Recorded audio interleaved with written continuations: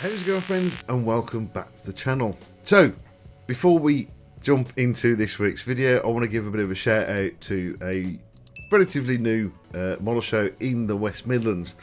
This is the Blue Lamp Model Expo. It's on Sunday the 17th of September. So it's in the West Midlands. It's actually in Edgbaston, sorry, not Erdington, Edgbaston. It's the Tally Ho Conference Centre on the Pershore Road. As you can see, all the description there is for you. If you need any extra details, there is an email address down the bottom. It's presented by the West Midlands Police Scale Modelling Club. £4 entry, under 16s go free, but all the proceeds will be split between the West Midlands Police Benevolent Fund and Models for Heroes as well. Good day out. So, a couple of years ago, they had to have a bit of a gap last year because due to a big event, shouldn't say that, big event that happened. So they skipped last year and they're back on this year. I will also be displaying there if that sways your interest in coming. But it would be great to see you guys if you do come. But please say hello as well, obviously. But there'll be traders there as well, so you can get your little bits and bobs and tools and stuff. But it's a good day out. It was really enjoyable when we did it a couple of years ago, and I hope for the best for this show, and hopefully it will get bigger over time. Because the guys that run it are absolute legends. They were really good, really nice blokes. So yeah, hope for all the best for this show, and hopefully it will gain some traction and get bigger and bigger over the years. So this week's video, the T55, is probably one of the most boringest tanks I can think of. I was given this kit a couple of years ago by my mate Stu. I wasn't really sure, admittedly, if I was going to make it, but I thought, yeah, I'll have it because it was free, if I'm being honest. But I got round to it in the end, and I had plans of doing like a bit of a Tank Girl type situation with it. I don't know if you guys remember the comics, Tank Girl comics. I actually got the idea from Beckers Models. I'll link a description to this particular video down below. But it was I think he had a spare turret, and he'd done a little figure and all the stuff, so it was very Tank Girl-esque. And that's kind of where I got the idea from, and I was going to go down that route, and I went down a different one. So what I wanted to do was this sort of Tank Girl type sort of thing with some really quirky stuff, using spares that I've kept from previous models, and that didn't happen in the slightest. As I went down the opposite route and kind of went more post-apocalyptic. So I'd seen a few bits and bobs on actual tanks, which I will be implementing on this model, and yeah, just throwing some stuff at it, basically seeing what come out, and then basically went with that. So yeah, it was a bit of fun. It was another fun project type things, using old spares and bits and bobs.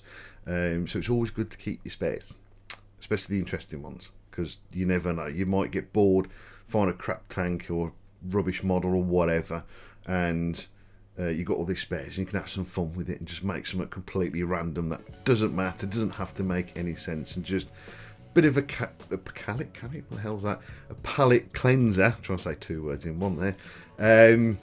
You know, and just have some just proper freedom with it, not have to worry about, you know, what it looks like and whether it's like the actual thing and all that sort of rubbish. Just a bit of fun. So grab yourself a brew and a bicky, and let's see what we can crack out of this tank that is proper boring. So yeah, brew and a bicky, let's jump into it. Okay, so let's have a look quickly at the kit itself. So it's not too badly detailed, a little bit soft in areas, but generally it's okay. The barrel's a two-part piece, which we won't be using, but yeah, generally it's okay. Some of this will be altering a bit later on. Some really horrible flexible tracks, so I'm going to be using these Chinese MBT flexible tracks, because they're just going to be 6 times better than the flexible ones. The turret itself detail was actually okay, but I decided to sort of do a little bit more, so I've done some of this weld sim using some green stuff. Didn't need to, it was just a case of just having a go and trying something out. You can see I've added a few extras which aren't actually part of the tank, and I've replaced the handrails on the side using some fuse wire because it was more flexible than using the copper wire. But as you can see, it says there's a few random parts in there that aren't part of it, but again, this is, you know, a made up tank, so it's just for a bit of fun. I've added some detail on the inside of the turret as well. Also decided to do some cache texting as well, just because I quite enjoy doing this. So all I've done is use some putty and some Tamiya extra thin glue there to thin it out, and just stipple it on with a really rough brush, just to give you, you know, that a bit of extra texture.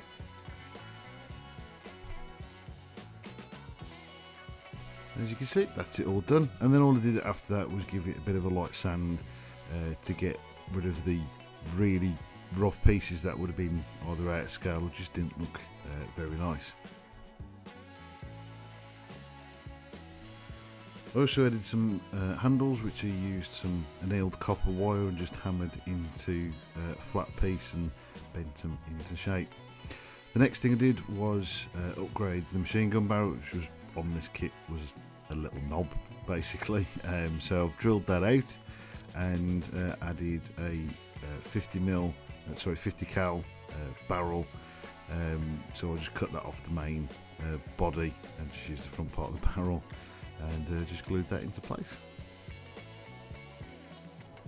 So the next thing I wanted to do was make that fabric cover that sort of goes over the barrel that meets up with the main part of the tank, using some green stuff and some baby powder.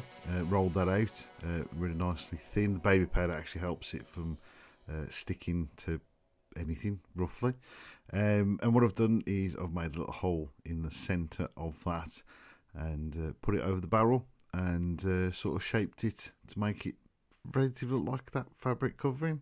It's not too bad, but you know, I tried.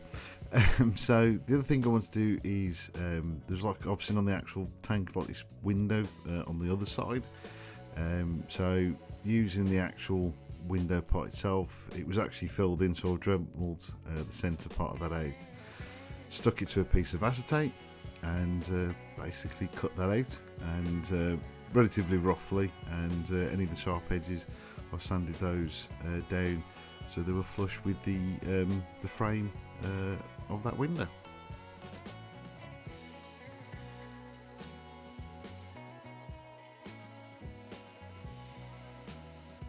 So something else I wanted to add was the spikes that go around the turret hatches, which I've seen on Shermans in the Pacific War Theatre, and basically I've used stretched sprue and cut them into rough, shortish lengths, and all I did was glue those into place. Now the one thing I probably should have done is not used, or the one thing I shouldn't have done is used plastic glue.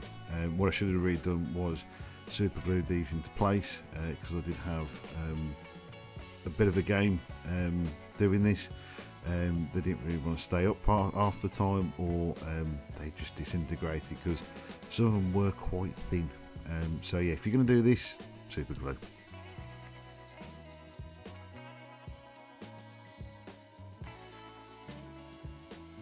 The other bit of makeshift protection for the tank was some barbed wire, which I've done myself. I'll link a description in that below to a video I've done specifically for this. Also I did some smoke chargers. These are 3D printed. I got off a friend, made a frame for them, and the wires, you can see they're just some electrical wires. Drilled some holes in the back, twisted them to make it look like a corded wire, and just super glued it all into place. Also added a light. Well, there was a light in the kit and I've just modified it slightly. Made a lens for it, just heating up some clear sprue and forcing it through a circular hole to make a lens. That was super glued into place. Use some silver paint for around inside that area just to reflect it a little bit more, and it worked surprisingly. I was quite chuffed with that. So yeah, so it was just a little bit more to try and bring this model to life. There'll be a couple of more lights in this a little bit later on.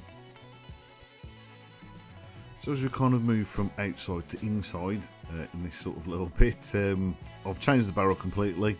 I think this is a German artillery piece. I'm not very sure, just in a box of bits I was given a while ago. So to get this all to sort of fit in, I had to cut the front part of the barrel off, which would have been stuck onto the mantlet. The original mantlet for the model, which I did have to slightly modify to get it to stick. And there was a little bit of butchery going on around the breech as well. Probably really doesn't all fit into scale very well, but again, you know, you're not really going to notice it very well when it's all put together. And to be honest with you, it was just to add some detail to the inside, because obviously there wasn't any whatsoever, which we'll get into in a moment. But as you can see, I had to cut it in two, but on both sides to get through it. But yeah, it's kind of worked out kind of the way I wanted it. So it's not going to be into any form of scale or anything, but it kind of does the job basically. So this is basically my version of what the inside of this turret looks like. So as you can see, I've managed to get the barrel breech, to fit in. I've had to use a rod there to get it, keep it in place. But I've used a lot of spares for my Jagdpanther build, which I kept. So there's some of the shell racks, the shells themselves, the seats, and the radio. I can't remember where I got that from. It's a Tamiya kit. I know that's where that come from. And just added some wires again, just for a little bit of extra detail. Being seen at the end of it, you can kind of see it, but I'd rather have put it in and not put it in at all. Just one of those things, just adds a little bit more to it. The inside was a simple paint job, painted white just so everything would sort of stick out a little bit more. The radio itself just painted in NATO black. Did a little bit of highlighting on it, but because I painted it over the white and there were probably about 2 or 3 light layers, it kind of sort of did that on its own, but I decided to highlight it a little bit further as well. As you see, I painted the fire extinguisher red as well, so that stuck out. The shells themselves, brass, they took a few coats. I still have to do a few more after this. And just did some basic chipping around the turret area, just using the sort of kind of blacky grey colour, just to simulate some chipping, and pretty much to do the same for the leather seats, just to make them look a little bit old and a little bit worn. Then after that, it was a good old Tamiya accent panel liner wash. It was always dark brown, because I just feel like that colour just works for pretty much everything, and it gives a nice dirty grimy colour. For the most part, I actually put thinner down first, because I didn't put any varnish on this, so I put thinner down first and actually spreaded a lot easier, and just, I don't know, there's something about it that way, it looked a lot better. Again, adding some more lights just to make it a little bit more interesting. These are extremely small LEDs, and they're white because I got a load of those, and what I did was using some Tamiya clear red, just to make them red, because that was easier than trying to faff around with actually getting some red lamps. So this is just to give you that sort of what you kind of like see in films, you know, red lights and danger and all that sort of stuff. But yeah, it worked, and it does do effects, which we'll see a bit later on. So I didn't like the original periscopes, and rather trying to cut them out and widen them and make them look right, because they were terrible, I found these things in the spares. I'm not sure what they are. I think they're actually supposed to be periscopes, but I'm not sure. So Yeah, I thinned those out a little bit further. I actually cut some holes in the bottom, hoping some of the lighting would actually come through underneath. Spoilers, they don't. But a bit later on, I'll add some clear perspex in there to obviously simulate the glass within them. For some more filled up grade armour, I've added a piece of plasticard to the front of the glacier, and I've got these rivets from an old Machine Krieger kit, which are going to be a lot easier than trying to make some. I also added a bit of texture again to it, again using the same process as I did earlier on with the turret, using some putty and some Tamiya extra thin. I also wanted the headlights at the front working, so I used the original headlights and drilled a small hole up through the base of the light and threaded an LED through. I've also, as you can see, added a plate which I made a weld again for. I don't know, it just made sense to me to have that there, so they got something to affix to. But as you can see, it took a while for me to try and thread these lights through, but once I got most of it through, the headlight was stuck down to place, and from inside I pulled the LED through. Did a little bit of work on the engine deck. I've used the kit part for the grating. That was just super glued into place. And then afterwards, I roughed it up a little bit by making a couple little bit of holes in there, just to make it look a bit old and worn. There's supposed to be some going on the back. There's like a kind of grated section towards the back. Tried doing that and it looked awful. So I decided to put a plate over it instead, just to hide it all, because it just didn't look very good at all. So I've used some styrene rod, just stuck them down. I've cut them down to size with some side snips, and then I glued a piece of copper foil, brass foil over the top of them, and dented them up a little bit, just to make them again look a bit old, worn, and sort of walked all over. Sticking with the brass foil, I've made some side skirts for down obviously the side of the tank. I've made some little holes in the top, as you can see there, I've punched through. I'm going to put some rods into the tank so they will fit on pretty well afterwards, because I'll probably bend these out of place. I've added some plasticard strips across the top. I'll put these in just to make it look like that this is the way that it was basically fixed to the tank. Again, I've used some of them same bolts from the Machine Krieger's kit, because I've got quite a lot of those, and again making this as more of a quick field upgrade than something that was done properly in the factory.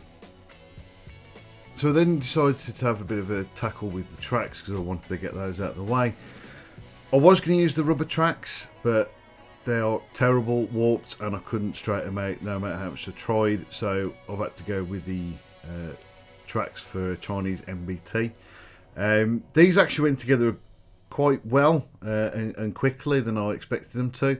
So as you can see, I've got the one strip of connecting links and just slotted them all in, and then once I got a run, I went down the other side. I tried using the full link, but as you can see, it was a little bit filly trying to get them all to slot in, because you got two that were quite close together.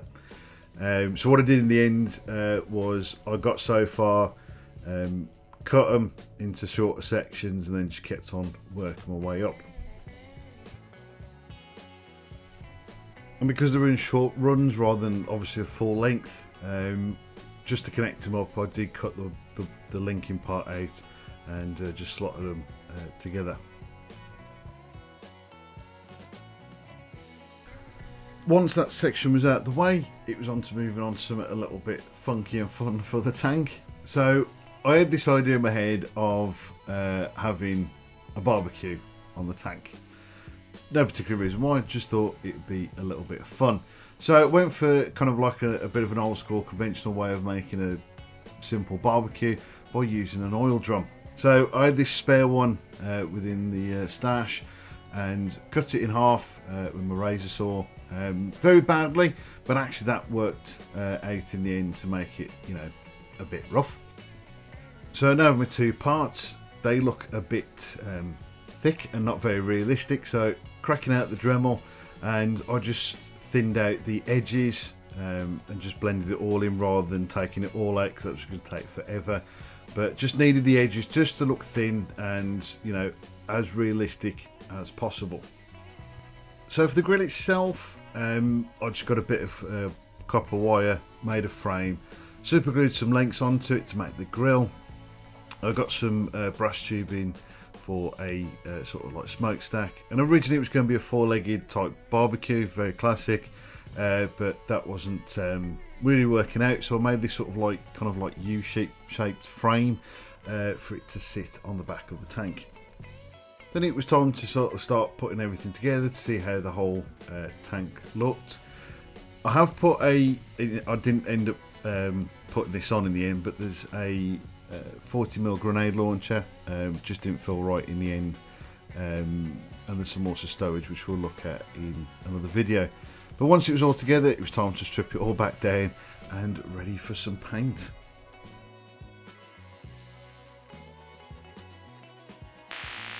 So there we go, my friends, it's nearly time to show you where I'm up to. As I said, it was just a bit of fun, just slapping some stuff together and not having to worry about anything. Obviously the next video will be all the painting and the weathering, which will be where my personally be more of the fun, because you know I love weathering. So yeah, so join us in hopefully about 2 weeks for that, because I'm trying to get back to the 2-week upload schedule. Still be on Friday at 7. But yeah, so yeah, before I show you where we're up to, I just want to say a massive thank you guys to you all for watching the video. I also want to say a big thank you to John Alex Modeling for becoming a channel member. I also did have another channel member, and I don't know who that was, so whoever that was that had subbed for a little bit, thank you ever so much, do appreciate it. If you want to help the channel and me a little bit further in creating more content, there are links in the description down below. And again, just thank you ever so much for watching. Again, I hope you have enjoyed it. Don't forget to like, share and subscribe if you have. And yeah, hopefully I'll catch you in about 2 weeks time for the finished part.